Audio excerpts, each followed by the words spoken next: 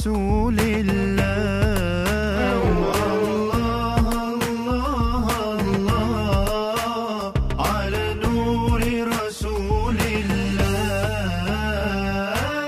كل الحنان عنده والعاشقين جنده كل الحنان عنده والعاشقين جنده ثابتين على عهده على عهد رسول الله والله الله الله على نور رسول الله والله الله الله على نور رسول الله طه حبيب روحي طه شفاء روحي طه حبيب روحي طه شفاء روحي روحي إليه روحي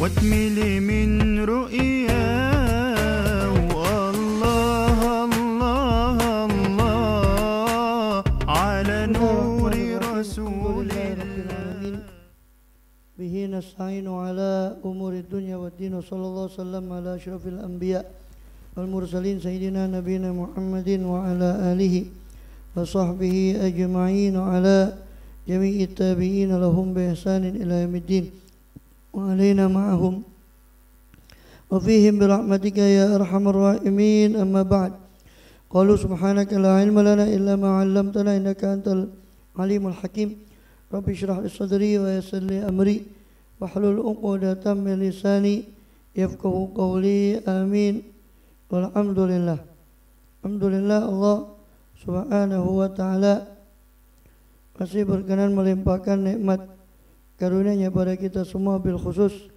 nikmatul iman, Islam serta sehat walafiat, sehingga dengan itu kita masih diizinkan oleh Allah SWT untuk melaksanakan segala aktivitas kegiatan kita, bil khusus dalam rangka menunaikan tugas utama kita dalam kehidupan dunia ini, yakni beribadah kepada Allah SWT sesuai dengan firman-Nya, ma khalaqtul jinna wal insa illa liya'budun, tidak aku ciptakan jin dan manusia kecuali untuk menyembah, beribadah pada Allah SWT. Ini menjadikan semua aktivitasnya dilandasi dengan niat ibadah, sehingga semuanya bernilai ibadah di sisi Allah Subhanahu wa taala. Amin ya rabbal alamin.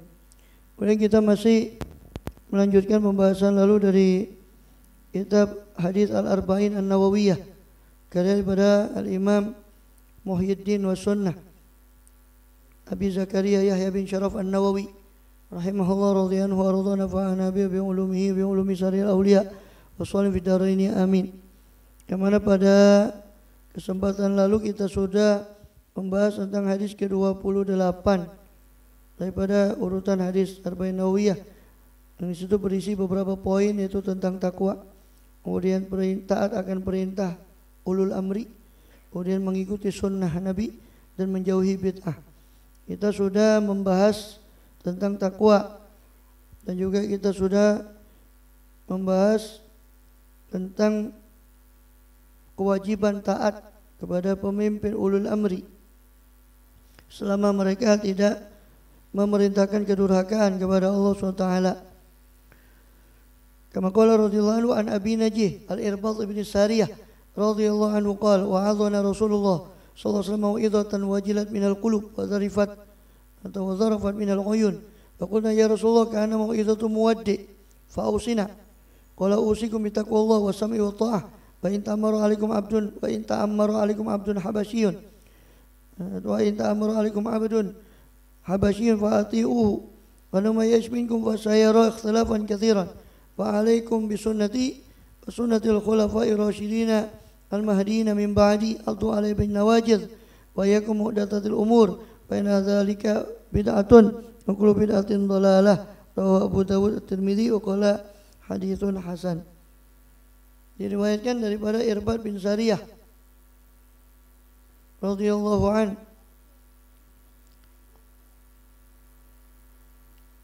radhiyallahu anhu. Qala wa adzana Rasulullah SAW. Saya baca kembali hadisnya. Ya, telah memberi wejangan kepada kita siapa Rasulullah SAW mau'izatan, dengan suatu mau'izah, suatu wejangan yang wajilat minhal qulub, yang tergetar karenanya apa hati-hati, wa zarafat minal uyun, atau wa zarifat minal uyun, dan bercucuran karenanya mata, daripada air mata. Faqulna ya Rasulullah, maka kami katakan pada beliau, ya Rasulullah, kana mau'izatu muaddi, seolah-olah mau'izahmu ini, wejanganmu ini adalah wejangan orang yang akan berpamitan, wejangan orang yang mengucapkan selamat tinggal. Fa'ausina, maka berilah kami wasiat. Qala usikum bitaqwallah, maka beliau memberi wasiat dengan wasiat yang paling utama, yaitu takwa kepada Allah Ta'ala. Wasam'i wa ta'ah, dan juga mendengar, untuk mendengar dan selalu taat kepada para pemimpin ulil amri, baik umara maupun ulama.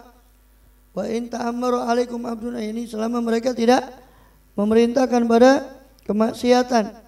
Dan kita sudah sampaikan kemarin, ati'u Allah wa ya ayyuhalladzina amanu ati'u Allah wa rasul wa ati'u rasula wa ulil amri minkum.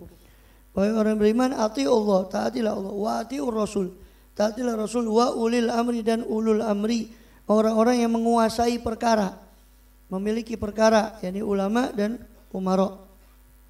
Ulama atau umara, karena zaman Khulafaur Rasyidin itu ulama umaranya jadi satu. Abu Bakar, Sayyidina Abu Bakar, Sayyidina Umar, Sayyidina Utsman, Sayyidina Ali. Mereka ya ulama, ya umara. Ya, ulama ya umara. Tapi setelah Khulafaur Rasyidin, juga Sayyidina Hasan melanjut 6 bulan sisa daripada kekhalifahan, lanjut dengan Sayyidina Hasan. Setelah itu tidak ada, sendiri-sendiri. Ulama umaranya sendiri, ulama-ulama, umara sendiri. Maka taat kepada ulama dan umara, taat kepada ulil amri, itu tidak mutlak. Kenapa? Karena di ayat itu disebutkan ati Allah wa atiur rasul. Kalimat ati'u itu cuma diulang pada Allah dan Rasul. Artinya ketaatan mutlak hanya kepada Allah dan Rasul SAW. Hanya kepada Al-Quran dan beliau, perintah-perintah, ya, dawuh-dawuh beliau SAW. Wa ulil amri itu cuma diatafkan saja. Tidak ada wa ati'u ulil amri, tidak ada. Ini melambangkan bahwa ketaatan pada ulil amri tidak mutlak. Ini selama mereka taat pada Allah dan Rasul, dan selama tidak memerintahkan pada sesuatu yang bertentangan dengan Allah dan Rasul SAW. Ketika dia memerintahkan kepada Allah dan Rasul bertentangan dengan itu, maka ya akhirnya habis. Ya Pak, tidak boleh, tidak wajib taat. Ketaatan pada mereka gugur karena mereka bertentangan, memerintahkan sesuatu yang bertentangan untuk maksiat. Ini bertentangan dengan perintah Allah atau perintah Rasul SAW. Wa in ta'ammaru alaikum abdun, dalam riwayat yang lain di Bukhari, abdun habasyiyun. Ini riwayat Tirmidzi, Nabi Dawud. Ya. Alaikum bisam'i wa ta'ah wa in ta'ammaru alaikum abdun habasyiyun, dalam riwayat Bukhari. Meskipun ta'ammaru alaikum, meskipun diangkat menjadi pemimpin amir atas kalian seorang abdun, seorang hamba sahaya. Ini saking apa? Saking wajibnya taat kepada ulil amri sampai diberikan batasan oleh Rasul, sampai seandainya saja itu jatuh kepada kalian pemimpin berupa seorang hamba saya, tetap kalian wajib taat. Bahkan dalam riwayat Bukhari, dalam yang lain, riwayat yang lain ditambahkan apa? Wa in tamarakum abdun habasyiyun, ya, apa? Alaihi zabibatun. Karena apa dikatakan, meskipun rambutnya itu seperti anggur yang berintik, seperti budak dari Afrika yang rambutnya itu seperti anggur, seperti kismis, merengkel-merengkel. Itu dalam riwayat yang lain begitu.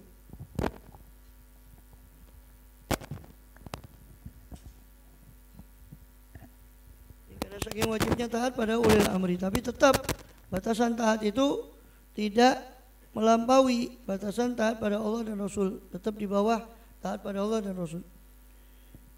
Fa'ati'uhu, maka tetaplah kalian taat kepadanya, kepada abdun, kepada pemimpin tadi, meskipun Habasyah. Hanya disebutkan oleh Imam Jurdani di sini di syarahnya, Syekh Abdullah Jurdani menceritakan bahwa di situ wa in ta'amara abdun habasyiyun, itu beliau menafsirkan bahwa itu merupakan satu ikhbar bil mughayyabat, yang mengkabarkan sesuatu yang belum terjadi. Ya, sesuatu yang belum terjadi. Itu berupa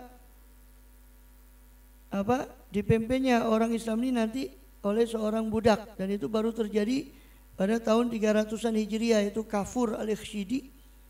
Ya. Kafur al-Ikhshidi itu dari Turki Mamluk, dia dari budak. Karena kemudian dinasti Fatimiyah itu mulai lemah dan akhirnya si Kafur ini yang naik jadi raja. Disebutkan di sini salah satunya maknanya itu adalah al-ikhbar bil mughayyabat. Dan itu ya, termasuk min qabil ikhbar bil ghaib. Ya, bahwa nizam syariah yakhtal. Ya, aturan syariah itu rusak sehingga akhirnya orang pun mengangkat pemimpin berupa budak, baik laki ataupun perempuan. Bahkan lebih jauh lagi di sini beliau ceritakan pernah juga Mesir itu dipimpin oleh budak, sudah budak perempuan pula. Namanya Syajaratud Dur.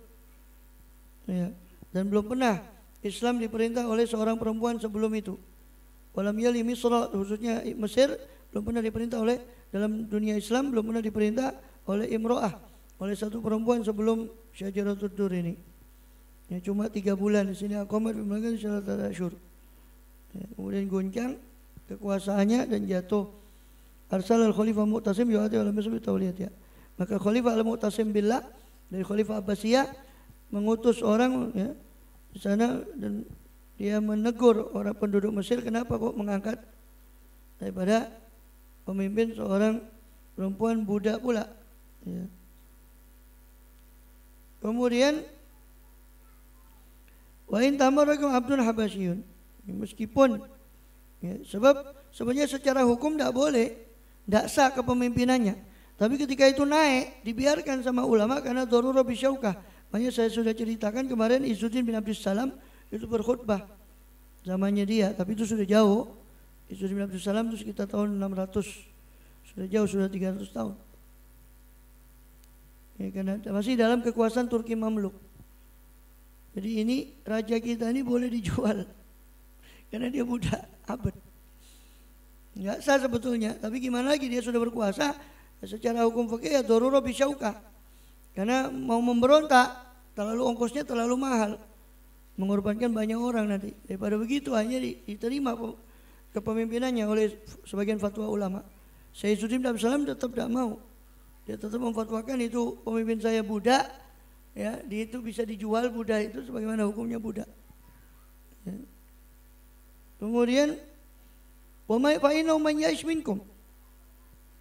Fa'inau, karena sesungguhnya siapa yang ya'ish minkum. Kenapa saya wasiati takwa dan ya, mendengar perintah ya, berasam wa ta'ah. Karena sebab ya, beliau berwasiat seperti itu sebab siapa yang hidup dari kalian nanti, ya'ish minkum, ya, siapa yang hidup daripada kalian, fa sayara ikhtilafan katsiran, maka dia akan melihat perbedaan-perbedaan yang banyak, perselisihan yang banyak, dan ini termasuk juga ikhbar bil mughayyabat. Itu belum terjadi pada zaman itu. Rasulullah SAW hidup, sahabat bersatu karena beliau langsung yang memimpin, dan beliau menerawang dengan wahyu dari Allah bahwa nanti akan terjadi, siapa yang hidup di antara kalian, kata beliau kepada sahabatnya, nanti akan melihat ikhtilaf, perselisihan yang banyak sekali. Ya. Kemudian di situ beliau mengumumkan, beliau menyampaikan secara umum bahwa itu akan terjadi. Tapi beliau kadang-kadang menyampaikan secara khusus kepada beberapa sahabat seperti Hudzaifah bin Al-Yaman sama Abu Hurairah. Sehingga Abu Hurairah mengatakan bahwa saya menerima dari Rasulullah SAW wi'a'aini. Hafidhu min Rasulullah SAW wi'a'ain, dan sebagaimana dalam Bukhari. Ya. Dikatakan saya menghafal dari Rasulullah 2 wadah. Satu wadah basatu alaikum. Wi'a'an basatu alaikum. Satu wadah saya sebarkan kepada kalian, saya beritahukan. Tapi satu wadah lagi seandainya saya buka, lakutia hadzal bulum, leher saya ini akan dipotong. Ada 2 penafsiran di situ. Paling tidak ini maksud leher dipotong. Kenapa kok dikatakan begitu? Yang dimaksud menurut penafsiran pertama, itu yang dimaksud adalah ilmu tentang ikhtilaf tadi. Ilmu tentang. Kalau langsung disebutkan orangnya fulan pemimpin, oh bakal diancam nyawanya dia. Tapi dia menyampaikan itu bukan hawa nafsu, langsung dari Rasul SAW. Seandainya saya mau, saya sebutkan Fulan bin Fulan. Kata, hancurnya Islam ini di tangan Ughailim min Quraisy. Di antaranya di Bukhari itu ada. Seandainya saya mau, saya akan sebutkan Fulan bin Fulan. Tapi beliau tidak mau sebutkan. Itu sebagian penafsiran. Jadi ilmu tentang akhirul zaman yang diberi kita oleh Rasulullah SAW kepada beberapa sahabat. Masuk Hudzaifah bin Al-Yaman, masuk Abu Hurairah radhiyallahu anhum ajmain. Menurut penafsiran kedua yang dimaksud seandainya saya buka ini adalah ilmu tentang hakikat.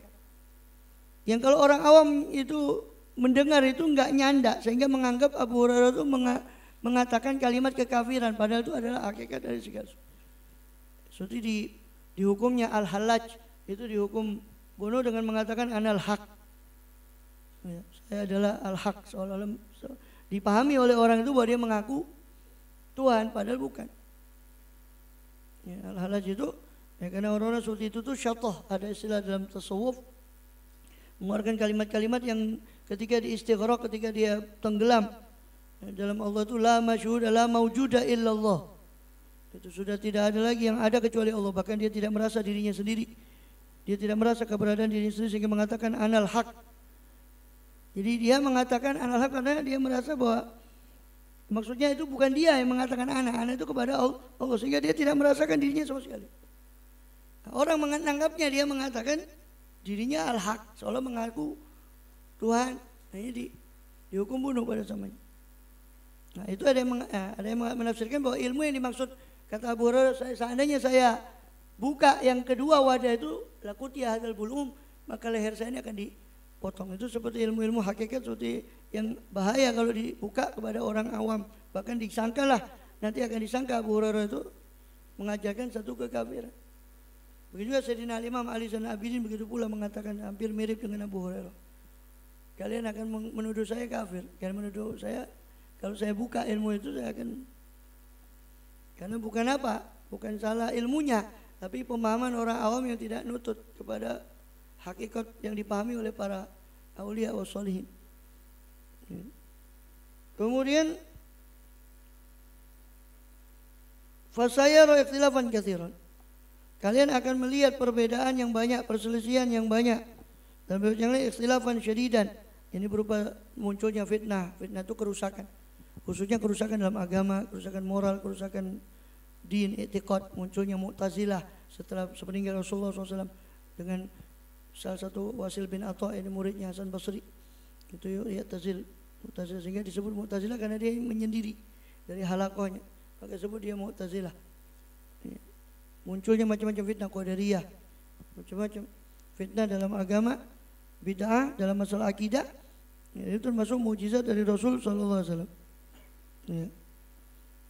Kemudian maka apa dikatakan solusinya? Fa'alaikum bisunnati, hendaknya kalian memegangi sunnahku.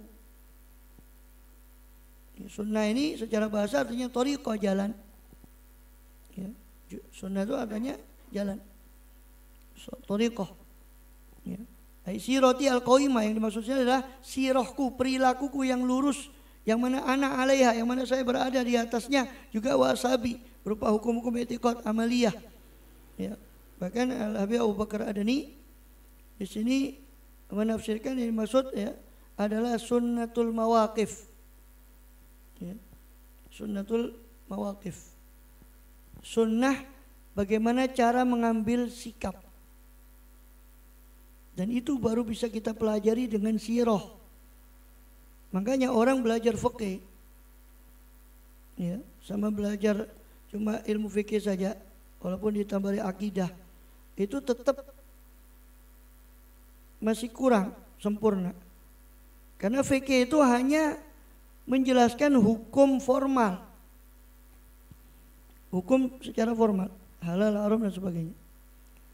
Bagaimana Rasul mengeterapkan fikih itu dalam kehidupan, itu bisa kita baca dalam sirah. Sehingga Syekh Dr. Ramadan Al-Buti rahimahullah itu menyusun kitab namanya Fiqhus Sirah. Nah, di situ beliau menganalisa bagaimana ya, gimana Rasulullah SAW ya, Islam kan agama benar. Kenapa Rasul tidak ngotot waktu perjanjian Hudaybiyah? Nah, itu sunnatul mawaqif. Bagaimana Rasul seolah-olah mengalah dan sampai Sayyidina Umar protes.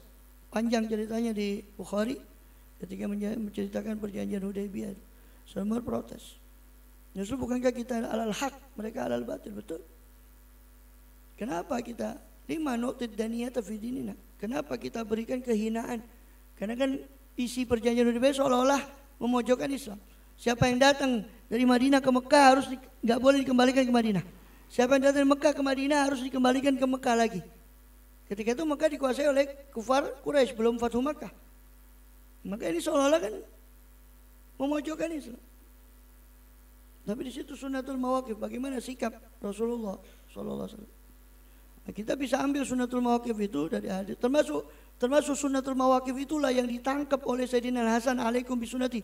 Mungkin inilah hadis ini yang juga ditangkap oleh Sayyidina Hasan. Kenapa Sayyidina Hasan Ibn Ali Ibn Abi Thalib radhiyallahu anhu itu mundur ketika setelah 6 bulan ya, dibaiat dia setelah Imam Ali wafat ditikam ya, prosesnya beberapa hari baru kemudian beliau wafat.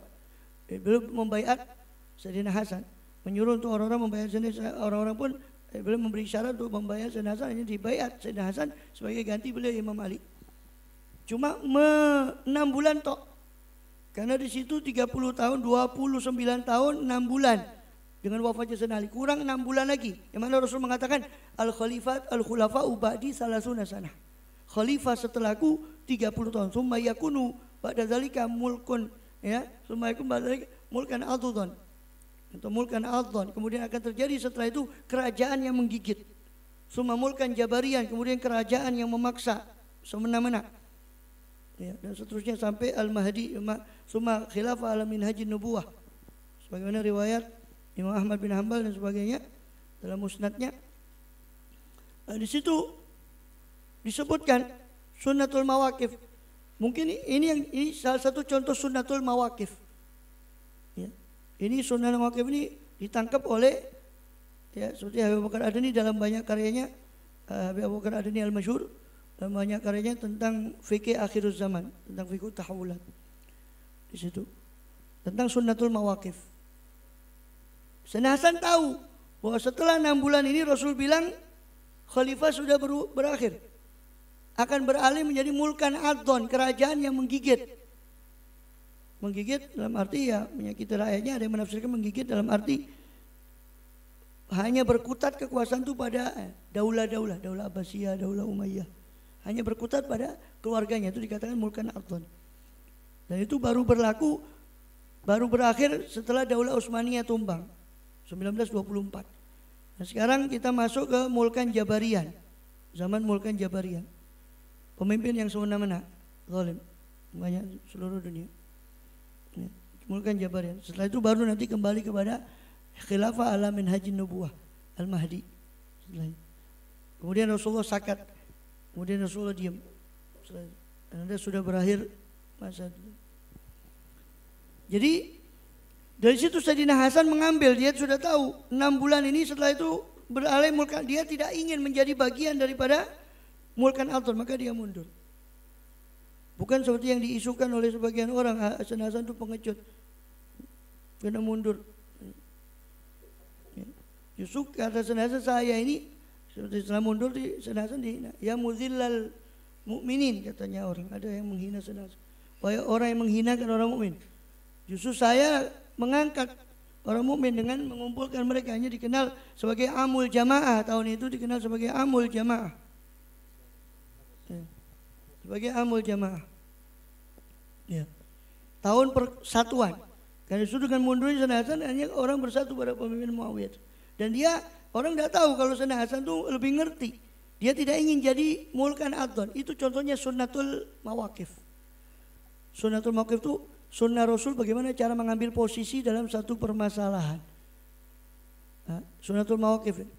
Alaikum bisunnati wa sunnatul khulafa'i rasyidin min ba'di.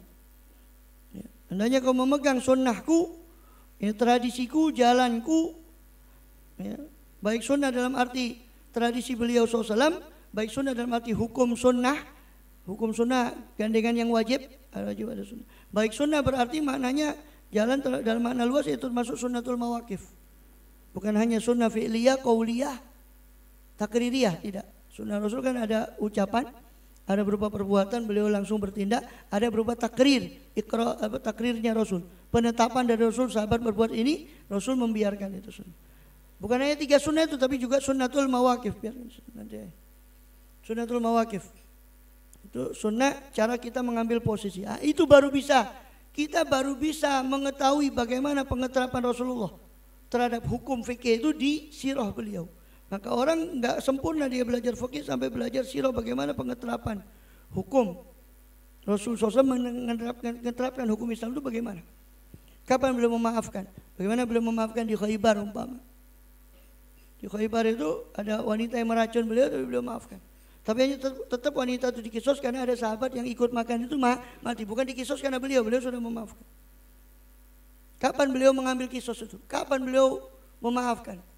Nah, di situ baru kita tahu dari sunnatul mawaqif itu dari sirah. Maka tidak cukup belajar fikih. Fikih secara fikih hukumnya orang yang murtad ya, atau kafir harbi harus dihukum. Itu secara fikih. Tapi bagaimana pengeterapan itu? Orang yang murtad waliyadzubillah harus dihukum. Tapi bagaimana pengeterapan itu? Bagaimana Rasulullah memaafkan Ka'ab bin Zuhair ya, setelah dia mencaci maki, memprovokasi. Tapi sebagian Abdullah bin Khattal dia tidak maafkan sampai dibunuh sendiri Rasul, walaupun dia bergantungan di Ka'bah, bunuh. Nah, contoh-contoh itu ada pada Rasul SAW, pada sirah beliau SAW. Ya. Alaikum bisunnati wa sunnatul khulafai rasyidin. Termasuk sunnah beliau di zaman akhir ini adalah ya, yang patut kita ambil pegang adalah seperti sabda beliau SAW sendiri ketika menjelaskan ya ayyuhalladzina amanu alaikum anfusakum la yadrukum man dhalla idza tadaitum.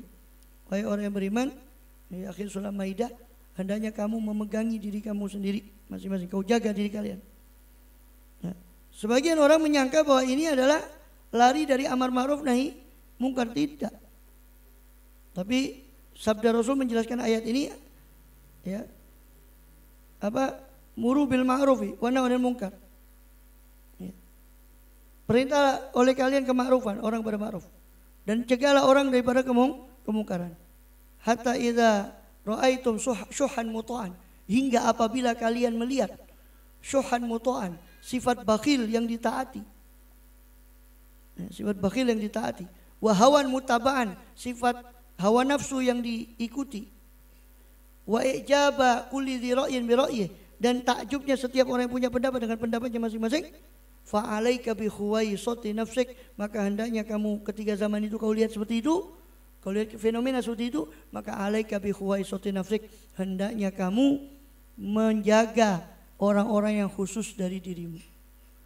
Atau bahasanya Habib Bakar Adani al-masyhur, selamatkan orang yang bisa kau selamatkan. Tidak usah kau ribut urusan orang awam, karena saking rusaknya. Itu fikih salah satu contoh sunnatul mawaqif yang kita bisa ambil ketika menghadapi fitnah. Kita nggak usah ngoyo sama ini. Ya bukan berarti kita lari dari amar ma'ruf nahi mungkar. Ada situ kemudian Rasul membacakan ayat ya ayyuhalladzina alaikum anfusakum. Jadi alaikum anfusakum itu diterapkan setelah amar ma'ruf nahi mungkar. Dia lihat kejadian yang 3 tadi, orang mengikuti sifat bakhil, sifat pelit yang diikuti, hawa nafsu mereka yang diikuti, sehingga angel tuturane karena mereka mengikuti hawa nafsunya masing-masing. Takjubnya setiap orang dengan dirinya, pikirannya sendiri, dengan pendapatnya. Ketika kau melihat itu, sudah tidak mempan amar ma'ruf nahi mungkar karena 3 sifat itu, maka barulah alaika bi, hendaknya kau pegang dirimu. Nah, zaman ini zamannya. Kita tidak bisa terlalu wada'anka amrul amma, bahkan Nabi yang lain, da'anka amrul amma, tinggalkan darimu urusan orang secara umum. Ya bukan berarti tetap, tapi nggak usah ngoyo terlalu untuk merangkul orang terlalu besar, terlalu banyak dalam urusan atau urusan orang banyak. Karena akan sulit, karena saking besarnya fitnah itu, kamu mau ngerangkul urusan orang banyak itu sulit. Maka alaika bi, selamatkan orang yang bisa kau selamatkan. Bukan sampai nanti banyak sunnah Rasul dalam menghadapi akhir zaman ini banyak. Sekali di antaranya yaitu nanti akan jelas kalau kita belajar tentang fikih tahawulat, fikih transformasi, tentang fikih akhir zaman atau ilmu akhir zaman. Ahlussunnah wal Jamaah yang mengembangkan itu banyak, yaitu Abu Bakar Adani masyhur dalam tulisan-tulisannya, ya, itu termasuk tentang sunnah akhir zaman itu ketika itu tadi dikatakan nanti akan datang saya di zaman ummati, akan datang zaman pada umatku yaksuru fil harj, akan banyak di situ pembunuhan, la yadri al qatil limadza yaqtul walal maktul limadza yuqtul, sehingga zaman itu orang yang membunuh tidak tahu kenapa dia harus membunuh, dan yang terbunuh